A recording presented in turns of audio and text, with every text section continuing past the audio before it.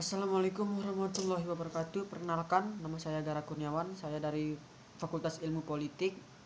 Di sini saya akan menjelaskan tentang pengertian signifikan kepemimpinan politik. Dalam melakukan kajian terkait dengan kepemimpinan, perlu adanya pembedaan yang signifikan antara kepemimpinan yang bersifat struktural atau administratif dengan kepemimpinan yang lebih mengarah pada kepemimpinan politik. Oleh karena itu, perlu ditegaskan kembali dalam penelitian ini bahwa selain harus memahami pengertian tentang kepemimpinan, harus dipahami pula pengertian tentang kepemimpinan politik. Pada dasarnya, kepemimpinan menjadi bagian dari kekuasaan, tetapi tidak sebaliknya. Mirip dengan kekuasaan, kepemimpinan merupakan suatu hubungan antara pihak yang memiliki pengaruh dan orang yang dipengaruhi, dan juga merupakan kemampuan menggunakan sumber pengaruh secara efektif. Berbeda dengan kekuasaan yang terdiri atas banyak jenis sumber pengaruh, kepemimpinan lebih menekankan pada kemampuan menggunakan persuasi untuk mempengaruhi pengikutnya. Selain itu, tidak seperti kekuasaan yang belum tentu menggunakan pengaruh untuk kepentingan bersama pemimpin maupun para pengikutnya. Oleh karena itu, kepemimpinan politik juga berbeda dengan elit politik. Karena seperti yang dikemukakan oleh Pareto, elit ialah orang-orang yang memiliki nilai-nilai yang paling dinilai tinggi dalam masyarakat, seperti prestisi, keyakinan, ataupun kewenangan. Memiliki kekuasaan politik berbeda dengan memiliki kepemimpinan politik, karena dua hal, yaitu jenis sumber pengaruh yang digunakan dan tujuan penggunaan pengaruhnya. Sebutan politik dalam kepemimpinan politik menunjukkan kepemimpinan berlangsung dalam suprastruktur politik, lembaga-lembaga pemerintahan, dan yang berlangsung dalam infrastruktur politik atau partai politik dan organisasi kemasyarakat. Oleh karena itu, pimpinan politik juga berbeda dengan suatu instansi pemerintahan, karena yang terakhir ini lebih menggunakan kewenangan dalam mempengaruhi bawahannya. Tidak seperti kepala suatu instansi yang cenderung menggunakan hubungan formal dan impersonal dalam menggerakkan bawahannya. Pimpinan politik lebih menggunakan hubungan-hubungan informal dan personal dalam menggerakkan pengikutnya untuk mencapai tujuan tertentu. Akan tetapi, orang yang secara formal menjadi celin politik atau kepala suatu instansi dapat saja memainkan peranan sebagai pimpinan politik kalau memenuhi karakteristik kepemimpinan tersebut.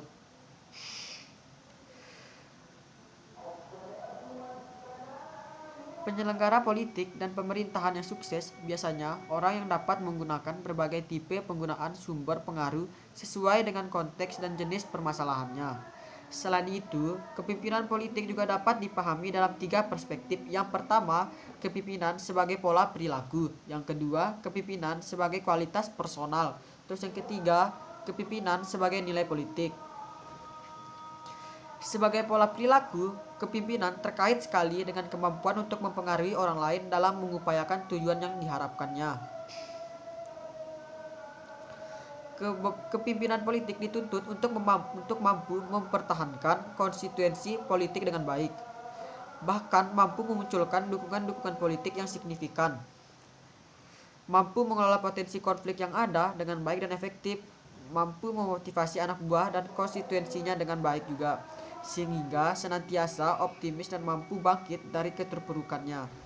Di samping itu, ia juga dituntut untuk mampu bersosialisasi dan berkomunikasi dengan segmen manapun maupun memberi contoh dan mendorong suatu proses pendidikan dan pencerahan politiknya.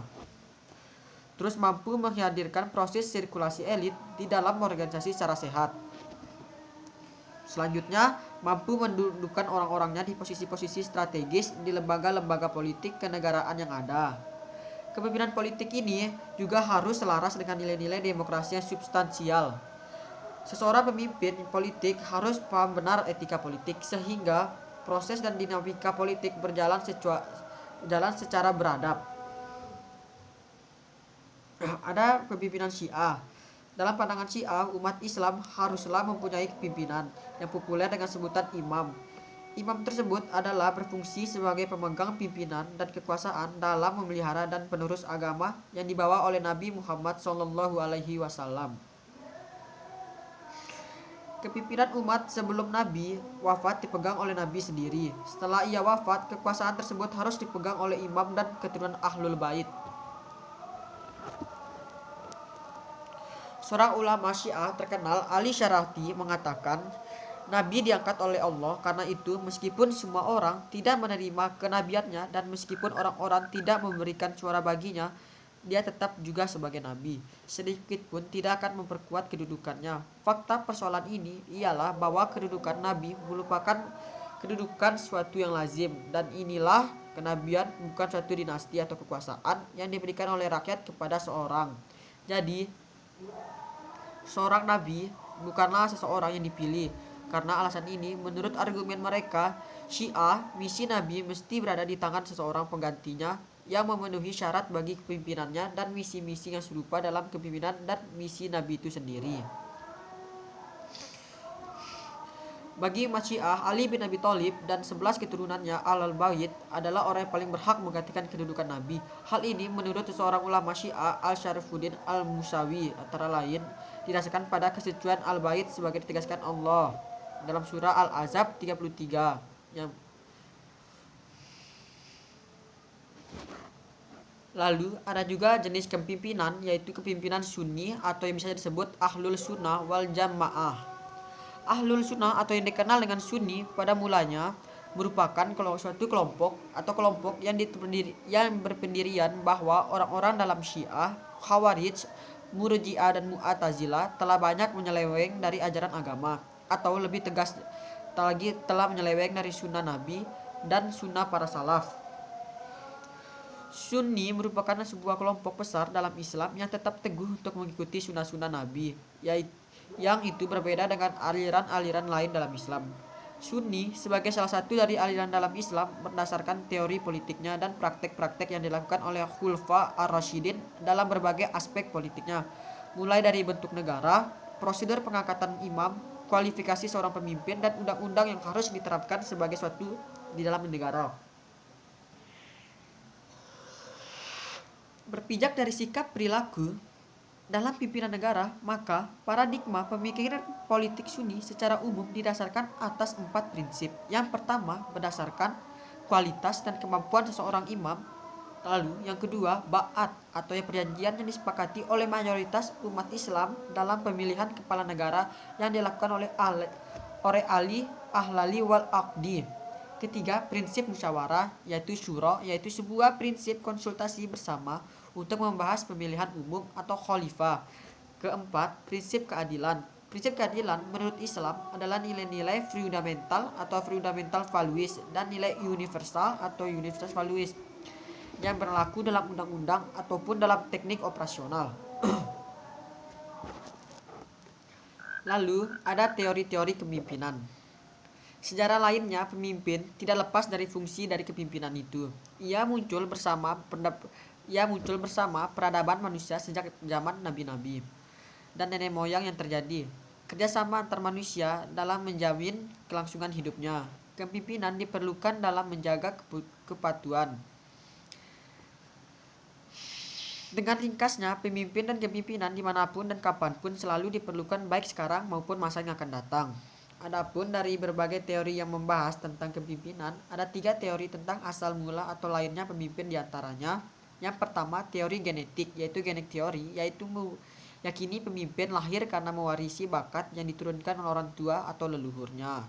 Lalu, yang kedua, ada teori sosial atau iralis teori, yakini pemimpin yaitu pemimpin bukan diwariskan tetapi diciptakan dan dibentuk. Lalu yang ketiga ada teori ekologi, yakini pemimpin diciptakan oleh lingkungannya.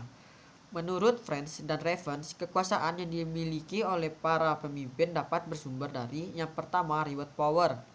Reward power mengatakannya didasarkan atas persepsi bawahan bahwa pemimpin mempunyai kemampuan dan sumber daya untuk memberikan penghargaan kepada bawahannya yang mengikuti arahan-arahan pimpinannya. Lalu yang kedua coercive power atau yang didasarkan atas persepsi bawahan bahwa pemimpin mempunyai kemampuan memberikan hukuman bagi bawahan yang tidak mengikuti arahan-arahan pemimpinnya. Lalu ada juga yang ketiga, legitimate power yang didasarkan atas persepsi bawahan bahwa pemimpin mempunyai hak untuk menggunakan pengaruh dan otoritas yang dimilikinya. Dan keempat, reference power yang didasarkan atas identifikasi atau pengenalan bawahan terhadap sosok pemimpin. Para pemimpin dapat menggunakan pengaruhnya karena karakteristik pribadinya atau reputasinya. Lalu yang kelima ada expert power, yakini didasarkan atas persepsi bawahan bahwa pemimpin adalah seseorang yang memiliki kompetensi dan mempunyai keahlian dalam bidangnya.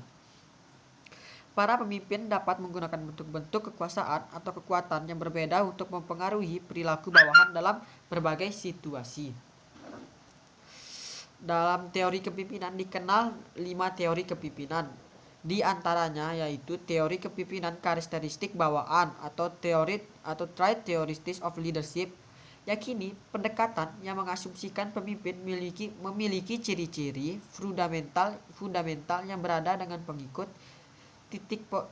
Titik poin teori ini menekankan pada karakteristik seseorang pemimpin yang mengidentifikasikan bahwa seorang pemimpin memiliki kemampuan yang memungkinkan mendapatkan tanggung jawab kepemimpinan karena memiliki kemampuan yang lebih dari yang lain. Lalu yang kedua ada teori kepemimpinan situasional, contingency theory of leadership, yakini pendekatan yang mengasumsikan bahwa kepemimpinan pada situasi tertentu tidaklah paten, namun diperlukan kepemimpinan yang berbeda dari situasi yang berbeda. Karena setiap masa diperlukan gaya kepemimpinan yang berbeda sehingga menghasilkan efek berbeda dari situasi yang juga berbeda. Lalu yang ketiga, teori kepemimpinan transaksional atau transactionality theory of leadership. Yakini teori yang memandang bahwa kepemimpinan dipandang lebih dalam kaitannya dengan perilaku pemimpin dan bagaimana perilaku mempengaruhi dan dipengaruhi kelompok pengikutnya. Dalam hal ini, antara pemimpin dan yang dipimpin terjadi transaksi atau pertukaran kepentingan yang saling menguntungkan di antara keduanya. Keempat, ada teori kepemimpinan karismatik, yakini teori yang dimiliki pemimpin yang bukan karena tradisi ataupun kewenangan, tetapi karena memperoleh kekuatan supranatural Tuhan.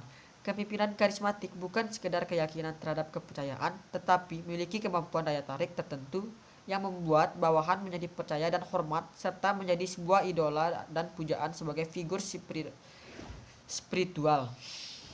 Dan yang kelima, teori kepemimpinan transformasional, yakini teori kepemimpinan yang menitik beratkan pada pemimpin yang memiliki kemampuan untuk melakukan perubahan terhadap segala hal atau reformasi yang melekat dan tertanam dalam organisasi melalui penyempurnaan dan penciptaan visi yang misi yang jelas dan tugas serta kemampuan untuk mewujudkan pencapaian versi tersebut. Kepemimpinan transformasional merupakan gambar pemimpin yang memiliki pandangan jauh ke depannya. Lalu ada teori konflik. Teori konflik adalah kebalikan dari teori fungsionalisme struktural. Teori fungsionalisme struktural menggambarkan masyarakat sebagai kesatuan yang berintegrasi atas dasar nilai-nilai yang dibagi bersama yang telah disepakati atau dibatinkan dan didukung dengan spontan. Sementara teori konflik mengambil posisi sebaliknya. Menurut Karl Marx menyatakan bahwa seluruh sejarah sosial manusia adalah sejarah pertentangan antara kelas penguasa atau kapitalis dan kelas yang dikuasai, proletar. Bahwa keadaan sosial yang tampak di permukaan sebagai tertib dan teratur sebetulnya dihasilkan dari proses penindasan yang berlangsung di bawah permukaan.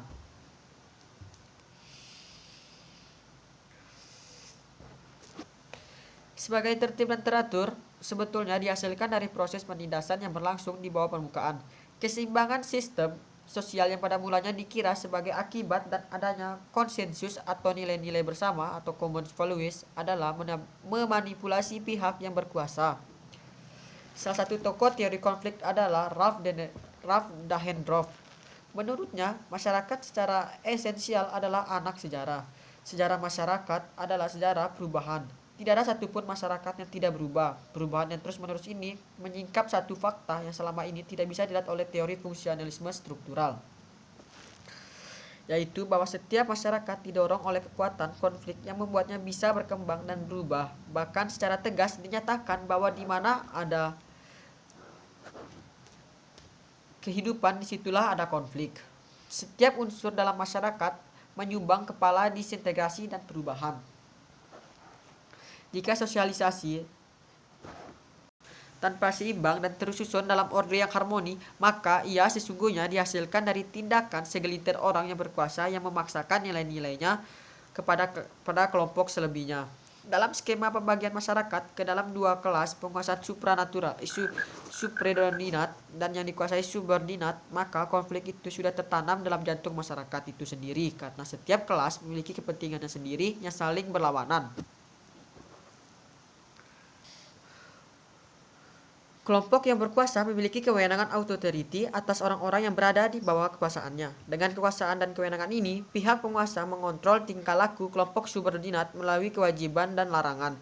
Pihak penguasa memiliki kepentingan untuk mempertahankan status quo yang telah member keistimewaan baginya. Sedangkan kelompok yang dikuasai memiliki kepentingan untuk melakukan perubahan dan perombakan. Setiap tindakan pelanggaran atas kepentingan kelas ini akan direspon dengan hukuman untuk mempertahankan struktur yang ada. Jika sistem sosial tetap seimbang, maka itu sesungguhnya adalah hukuman tekanan bukan konsensus. Perlu ditekankan di sini bahwa kepemimpinan adalah kepentingan kelas objektif, bukan kepentingan subjektif individu. Dari sini jelas bahwa integrasi dan pengakuan terhadap kepemimpinan seseorang atau kelompok orang bukan didasarkan dari kesepakatan yang fix.